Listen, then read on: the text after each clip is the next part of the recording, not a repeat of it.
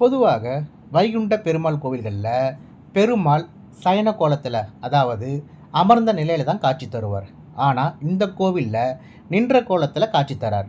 அது மட்டும் இல்லாமல் எல்லா பெருமாள் கோவில்கள்லேயும் ராமர் மற்றும் சீதா, அனுமன் மற்றும் லக்ஷ்மணனோட தான் காட்சி தருவாங்க. ஆனால் இந்த கோவிலில் அனுமன் மற்றும் லக்ஷ்மணன் இல்லாத ராமர் மற்றும் சீதா காட்சி தராங்க. இது எந்த கோவில்? இந்த கோவில் எங்கே இருக்குது? இந்த கோவிலோட சிறப்புகள் என்ன? இந்த கோவிலோட தல வரலாறு என்ன? இதை பற்றி இந்த வீடியோவில் பார்க்கலாம்.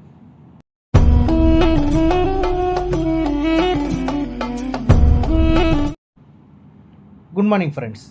கோயம்பேட்டில் இருக்கிற ஸ்ரீ வைகுண்டவாச பெருமாள் இந்த கோவிலை பற்றி தான் இந்த பதிவில் பார்க்க போகிறோம். இந்த கோவில் கோயம்பேடு பஸ் ஸ்டாண்ட்லேருந்து 2.5 கிலோமீட்டர் தொலைவில் தான் அமைந்துள்ளது. அது மட்டும் இல்லாமல் குருங்காலீஸ்வரர் கோவிலுக்கு பக்கத்திலே தான் இந்த கோவில் அமைந்துள்ளது.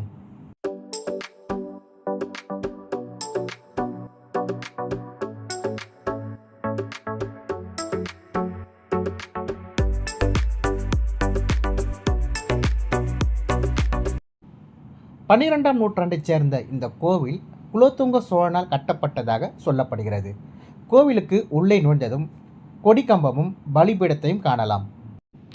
கோவிலுக்குள் இடதுபுறம் 2 வில்வ மரங்கள், ஒரு வேம்பு மரம் பிணைந்து காணப்படுகிறது.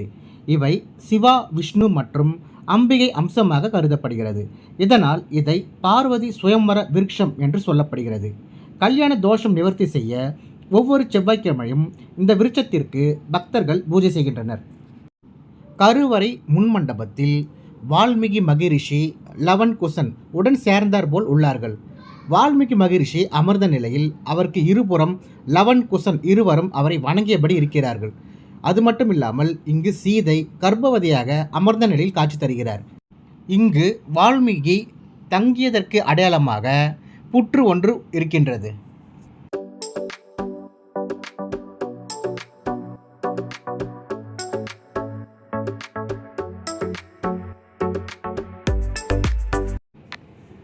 சீதையை ராவணன் கடத்தி சென்ற போது அவளை ராமர் மீட்பதற்கு உறுதுணையாக இருந்தவர் ஆஞ்சநேயர்.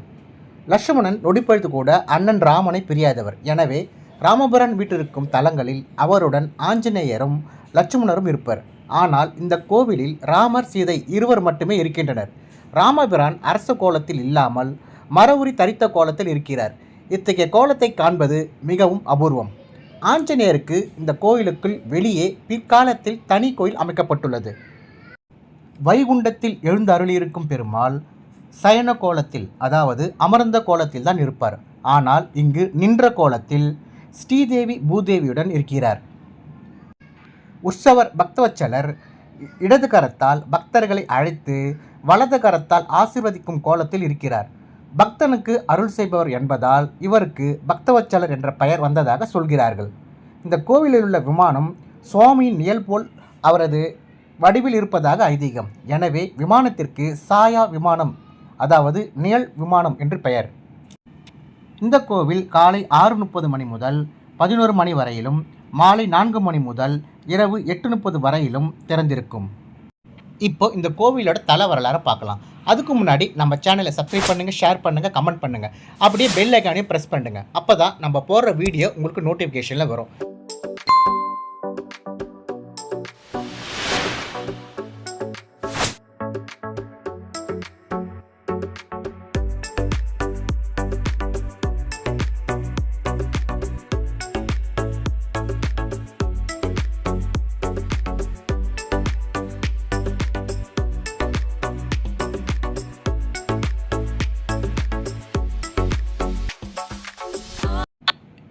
இப்போ இந்த கோவிலோட தல வரலாறு பார்க்கலாம்.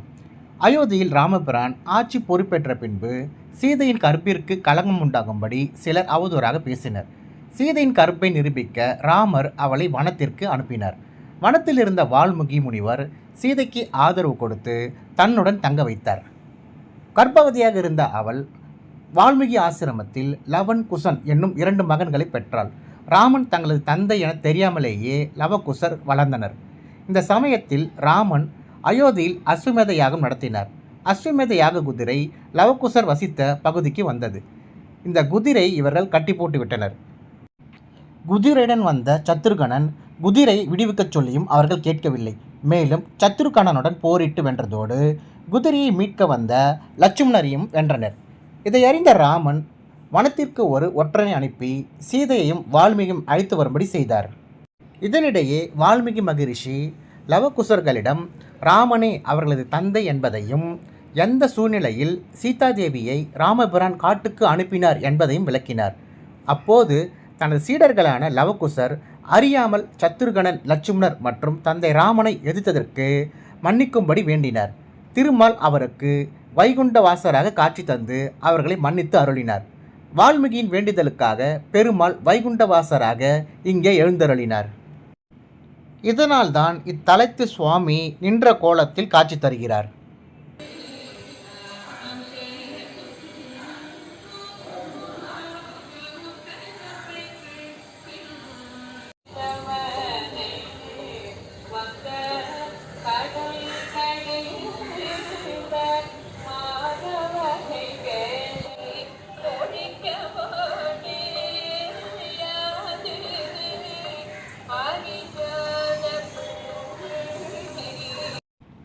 ஆனியில் பிரம்மோற்சவம், ஆடியில் விகனசர் உற்சவம், பங்குனி உத்திரத்தில் சுவாமி திருக்கல்யாணம் போன்றவை இத்திருக்கோவிலில் நடக்கும் மிகப்பெரிய திருவிழாக்கள். இத்தலத்தில் ராமர் எழுந்து அருளியதால் இத்தலத்திற்கு ராகோபுரம் என்ற பெயரும் உண்டு. லவகுசர் வழிபட்ட குறுங்காலீஸ்வரர் கோவில் இந்த கோவிலுக்கு அருகிலேயே உள்ளது. இந்த குறுங்காலீஸ்வரர் கோவிலை பற்றி ஏற்கனவே பதிவு பண்ணியிருக்கேன். அதோட லிங்கை டிஸ்கிரிப்ஷனில் கொடுத்துருக்கேன், அதையும் பாருங்கள்.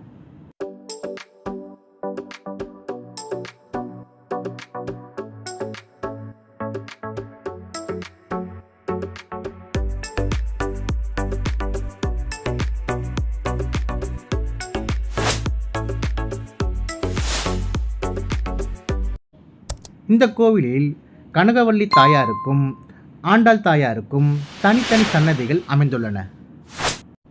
இந்த கோவிலோட தல விருட்சம் வில்வ மரம் மற்றும் வேப்ப மரம். அது மட்டும் இல்லாமல் இந்த கோவிலோட தீர்த்தம் லவகுச தீர்த்தம் என்று அழைக்கப்படுகிறது. இந்த கோவிலை பற்றி எனக்கு தெரிஞ்ச தகவல்களை பதிவு பண்ணியிருக்கேன். மேலும் சில தகவல்களை டிஸ்கிரிப்ஷனில் கொடுத்துருக்கேன். உங்களுக்கு மேலும் தகவல் தெரிஞ்சால் கீழே கமெண்ட் பண்ணுங்கள். இந்த கோவிலுக்கு கட்டாயமாக குடும்பத்தோடு போயிட்டும் வாங்க. இந்த கோவிலுக்கு போகும்போது பக்கத்தில் இருக்கிற குறுங்காலீஸ்வரர் கோவிலுக்கும் போயிட்டு வாங்க. ஓம் நமோ நாராயணா.